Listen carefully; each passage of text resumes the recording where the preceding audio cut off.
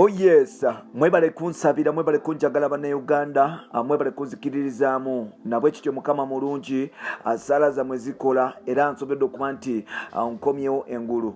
Bebe cool eyabadde agenda okuva mu bulamu bw'ensi eno, mukama yamuwadde chance endala okusobola okuba nti amuweereza. Yebaza mwenna abamusabidde ng'agamba nti mwebale kunsabira, n'agamba nti olunaku lwaleero agenze n'atunulira lwaki gavumenti egenda maaso n'okuba nti obaoliawo ebadde lwanyisa nnyo omusujja gwa malaria ogwabadde gumazeeko yimirembe, era nga yebaziza nnyo abantu ab'enjawulo. Bebe Cool abadde tayogera tasa, naye like it is good nti asobole okuba nti asukka era nga wetwogere ali kiwatule agenda maaso n'okuba nti ajjanjabwe waka banti mikwano gye kigenze maaso n'okuba nti gimukyalirako sofa newankubadde nga ate waliwo bingi nti bannange kamiyoni bwe yalwala Bebe Cool yagenda n'amukyalira, naye nga Jose kamiyoni ate tasobodde kuba nti akyalirako Bebe Cool. Bingi ebigera mu maaso n'okuba nti byogera omukwano gwa Bebe Cool ne Jose kamiyoni gubeera off and on, naye katusuubire nti omusajja abadde n'ebimukutte era gyagenda asobola okuba nti alaba mukwano gwe mpola mpola. Tugenda kutuusaako dwaliro Bebe Cool kibamugambye mu dwaliro kikyalina okuba nti akendeezaako n'ebisigaddewo bwe bityo tugenda okuba nti tukutuusaako osobola okuba nti ofuna ebintu nga bwe bitambula. Atukwaniriza ku mukutu gaffe Muganzi ogumanyikiddwa nga Uganda Mukamooli amanya n'eddoboozi bamutantambi Jimso Rich Boy Maxud Jombed in Uganda. Webale kuba nti otambula naffe ku Uganda ali wano n'obiri w'eggwanga kusamunya ekitiibwa nti oli wa kabi nnyo ddala. You the reason as to why nsobola okujja wano n'enkutuusaako amawulire agatambula mu ggwanga lyattu Uganda. Big up on yourself there. Webale nnyo, webale ddala. Now musajja mukulu amanyikiddwa nga Moses Musa Sali big size extra large. Omusajja ono azaalibwa eyali minisita w'eggwanga Jabel Birandi Sali. Omusajja ono yes mama we musawo abeera mu America. Omusajja ono still musajja ono wankima kyomumanyiko. Omusajja ono yagenda ewaffe Busoga n'afuna omukyala Emboko Fire amanyikiddwa nga Zuena Kirema. Omusajja ono ayagala nnyo President Museveni. Omusajja ono awalana nnyo Bobi Wine era nga kabwananga. Omusajja ono omukwano gwa Jose Chameleone, naye omukwano gwa gubeera off and on, yeyita big size extra large munene bawazuena. Njogera ku tata Alan Henry Kisali, njogera ku musajja ono tata wa Biata omuwala, njogera ku musajja tata wa Dini, njogera ku tata Alpha footballer, njogera ku musajja amanyikiddwa nga Bebe Banton, njogera ku musajja amanyikiddwa nga Bebe Cool. Ebyo byonna bitibwa bye Bebe Cool.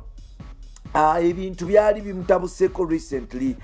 Yagenze mu maaso n'okuba nti ekisenyiga oba ekisujja kigenda mu maaso n'okuba nti kimukuba wansi, era ng'oba oliawo yagenda mu maaso n'okuba nti akaaba amaziga ng'agamba simanyi obwana bwange bukyali buto, mukama yali mpadde chance okusobola okuba nti mbukuza.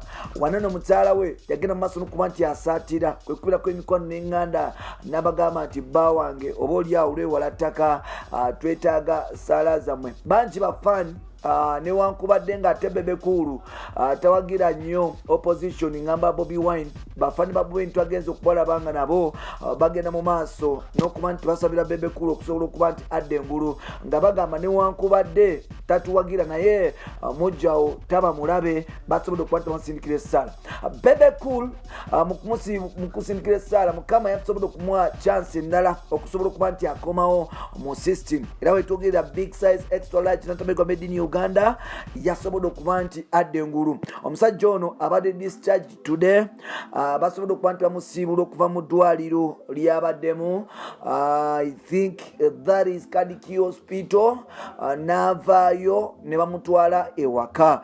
Bebe Cool ali waka mpola mpola, yasobodde okuba nti akuba ku matu, asobola okuba nti ayogera. Jjukira recent lwakutegeeza nti tasobola kwogera nga yenna amacupa tasobola na kulya bulungi ng'alira mu cupa, but so far yasobodde okuba nti adda engulu. Bebe Cool kirwadde kye kibadde kiruma Bebe Cool ekituufu, kubanga ye avaayo atutegeeza nti malaria agenze mu maaso n'okuba nti amukuba ku ttaka, era ng'agamba nti oba oliawo Minister of Health yali ajewunya lwaki egenda nnyo n'okuba nti erwanyisa malaria nga tamanyi nti malaria ali deadly but so far yamutestinzeko. Abala bagamba nti Bebe Cool ono alimba. Bebe Cool gyatagalira mu mabaala ayinza okuba nga yafunayo ka covid nga atya okuba nti obaolyawo alangirira nti yafuna covid-19 olw'ebivulu ebigenda okuba nti birekulwawo mu maaso. Ojjukira alina okutegeka concert alina ebisigadde obwe bityo. So abamu ne bagamba nti Bebe Cool alimba. Bebe Cool avuddeyo ne yeebaza mwenna abagenzi mu maaso n'okuba nti abasabira nti mwebale nnyo, mwebale kunsabira ala mulungi nasobodde okuba nti nzire engulu Mukama abaddizeewo byonna bye mwagala.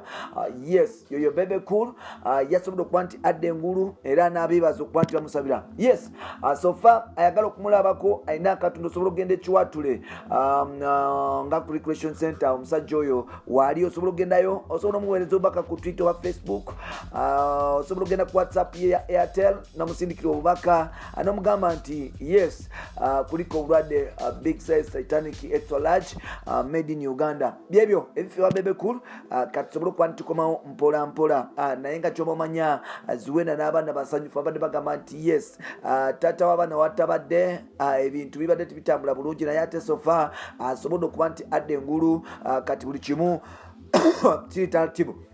Wakomeddewo nga sorry wakomeddewo nga omwaka like wiki ng'emu okuva kati agenda kuba nti ate akayimba akapya akayimba kano kajja gena maaso n'okuba nti kalirezingibwa soon.